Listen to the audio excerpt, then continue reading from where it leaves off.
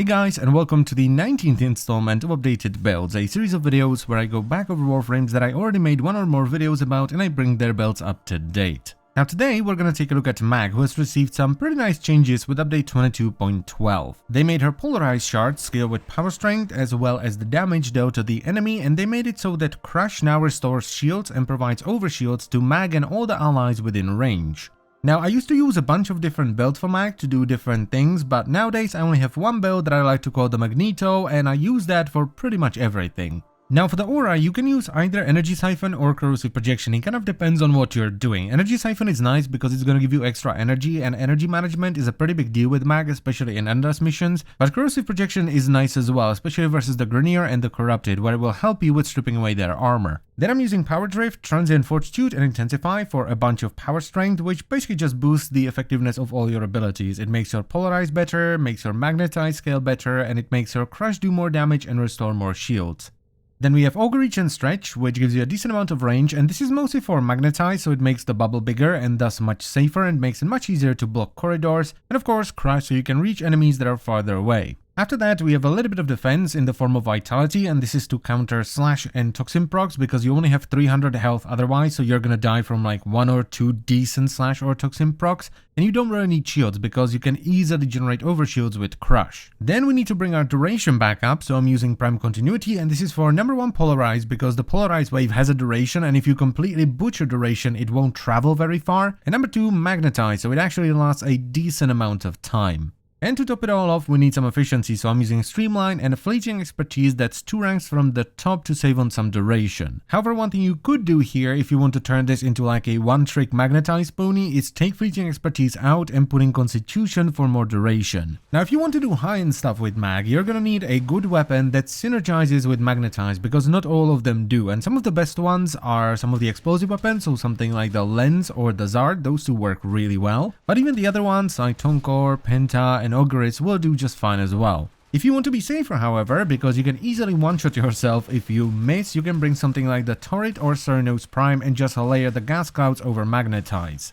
This has more of a ramp up over the explosive weapons, but it is far safer. And finally, if you have access to the Zenistar, bring the Zenistar because that one is just amazing. Just keep an eye out on the Zenistar disc because once the Magnetize bubble explodes, it will throw the disc in a random direction if you throw it inside.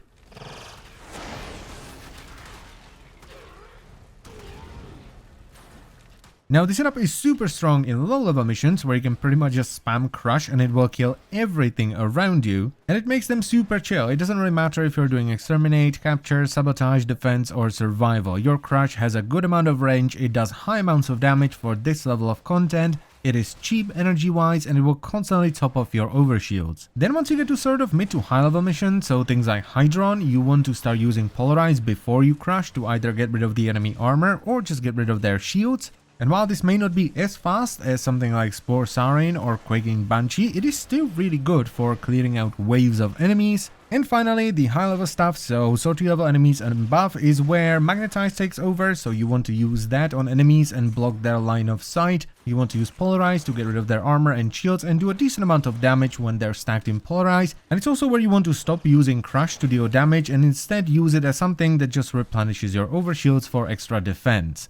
Now this is where energy management becomes very important because Mag can basically keep going as long as you have energy and you're not playing dumb. And how you want to manage your energy is kind of up to you. You either want to use the Zanuric Focus School with Energy Siphon or you have to bring Energy Pizzas, because if you run out of energy and you cannot pop Magnetize to shield yourself from enemy fire, you're just gonna die. It's kind of funny how Mag has always been perceived as this garbage frame, yet she's consistently one of the strongest and most reliable endgame frames at the same time. I can honestly only remember one time where Mag wasn't perceived as garbage by the general player base, and that goes way back, like way before Nullifiers, when she was stupidly overpowered when it came to the Corpus.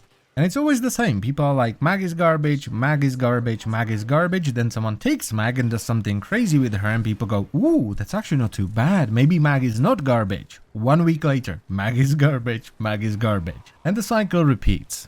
Now the possible reason for that, and also the reason why I don't like Mag too much at the moment, is how easy it is for the enemies to shut you down. It's not a big deal versus the Grenier where you can literally go for as long as you have energy, as I've said already. But when it comes to the other factions, whether it is the Infested with healers and disruptors, Corpus with nullifiers, Combine Scrumbers and Bursas, or even the Corrupted with nullifiers, they will shut you down like that. Yeah, they just won't let you do what you need to do. And it doesn't matter what it is, you know, pulling a disruptor into your magnetize so the duration goes down to like 2 seconds. Great. Or you're fighting the Corpus and there's a Combar or Scrambus unit on the other side of the room disabling your magnetize because he's looking at you. It's super annoying. It's awesome and it feels awesome when it works and when you pull off the combo and you do mad damage, but it's so easy for it not to. And that's what I don't like about Mag right now. Now, don't get me wrong, it is fun versus the Grineer. I genuinely have a ton of fun whenever I'm fighting the Grineer with this setup, but when it comes to the Infested, Corpus, or even the Corrupted, not so much. Though that may very well just be because I remember the time before Bursas and Combine Scrumbus and even Nullifiers, and I remember how much easier it was to do this kind of stuff, you know, the stuff that you can only realistically do against the Grineer nowadays. So take my dislike of Mag with a pinch of salt, because it's probably just because I'm a grumpy old fart. And I think I've been rambling for long enough, so that's it for the build. Now, it will of course work on the regular Mag as well as Mag Prime, though it may require a little bit more format on the standard version. And if you're not quite sure how to format it, the best way to do it, in my opinion, is to simply put on all the mods, and if they don't fit, look for the one with the highest capacity drain that's shared between all your builds, format for that, and do that until all the mods fit. And I thank you very much for watching. As always guys, I hope you have enjoyed the video and it was helpful, and I will see you next time. Bye bye.